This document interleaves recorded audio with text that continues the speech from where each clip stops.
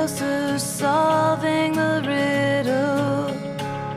It echoes all over the world.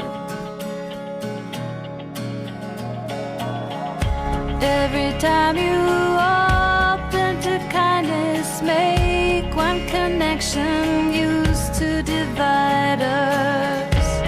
It echoes over the world.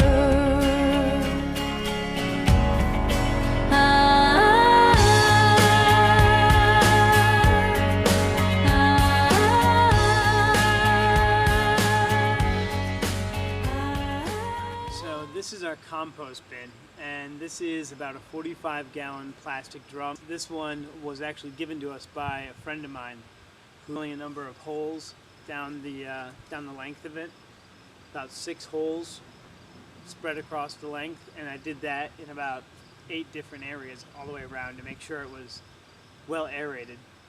The other thing we did was I took this pole here. It's an aluminum pole that I actually salvaged from an old vacuum cleaner that we were throwing out, and that way I figured it wouldn't corrode when the compost was decomposing. So I ran that through the length of it, and hopefully if I measured right, that should balance pretty well, and we should be able to turn this compost up on some kind of a frame. So stick with us, and we'll show you how to build a compost barrel frame, we hope.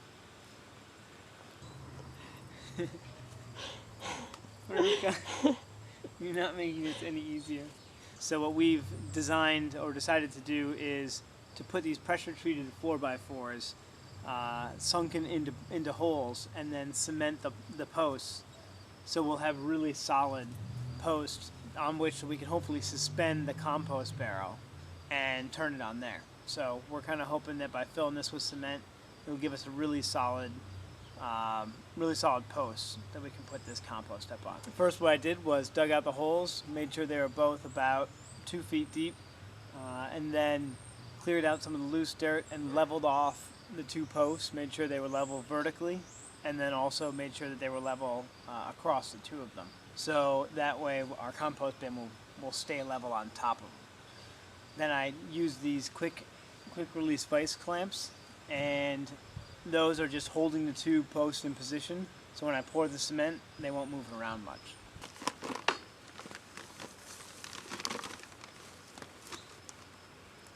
So this is Portland cement, a mix that we had in our basement, and you want to be careful. There's some fumes coming out of here, and you can kind of see the dust. And it's not something you really want to breathe because there's lime in this, and it's pretty caustic. So when I get done with this, I'm really going to want to wash my hands. And ideally I would have a face mask, but don't happen to have it on me, so.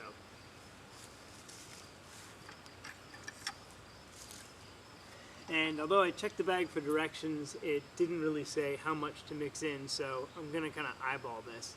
But having mixed grout before, I have a pretty good idea of how much water it should take. According to this, the consistency should be kind of like toothpaste, you know, a little thicker than toothpaste probably.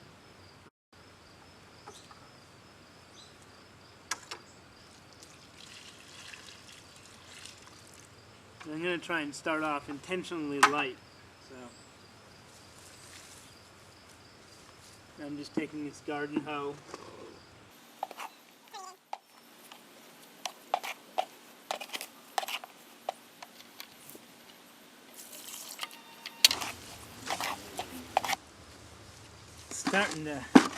Starting to look like cement. So you want to come on in and take a closer look here. This is about the right consistency. You see it comes off a little sloppy, it doesn't run off as a liquid, but that should be about right. If you find that yours is a little bit too runny, you can always add some more of the cement powder in. So you don't want to start with your whole bag in case you had too much water to begin with. You can always add some back in. So I'm going to try and use this back here and see how far this gets me in filling this hole.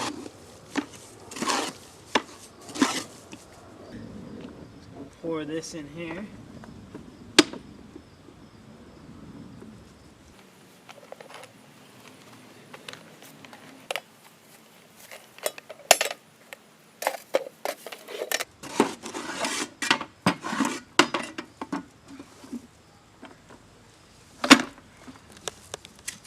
Gonna work it in around it.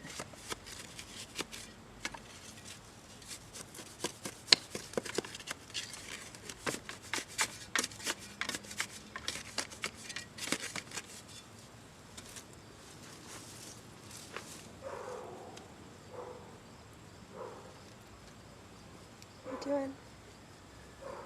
So now I'm just adding a couple of bricks to try and raise the level of the cement, because the cement will solidify these in place, and they'll displace some of that cement, raising the level up a little bit.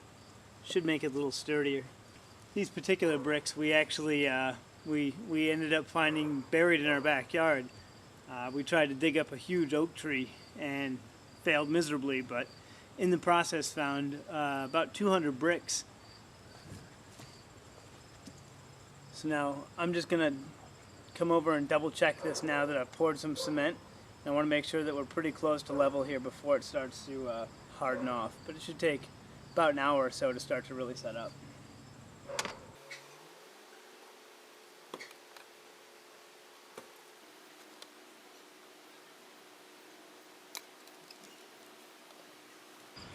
So I was up in the attic looking around, and I happened to find these two little clamps that are normally used probably to hold pipes up against floor joists and stuff to keep the noise down, keep pipes from rattling.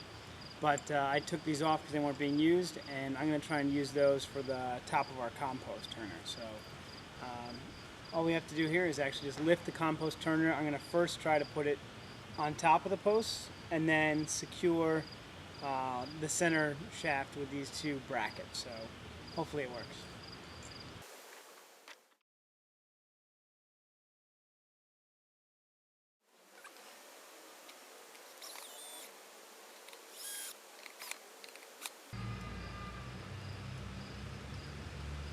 So I'm simply just going to screw these two screws into the holes. And I'll start by just going part of the way down at first, so I get them both in.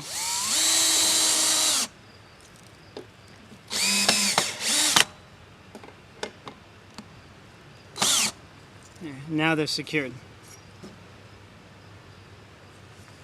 Okay, so we've attached our two clamps here on either side, and it looks like, I think, we are ready to roll. So hopefully this should really speed up our composting. So, as always, share it with somebody you love. Alright, here it is. This is the finished product. It looks wonderful.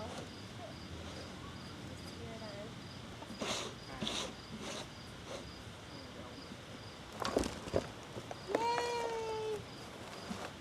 And the best part is we'll be able to dump it out. Yep. When we dump it out, we just bring it down to here, empty it out into a bin, That's really awesome. and off it goes.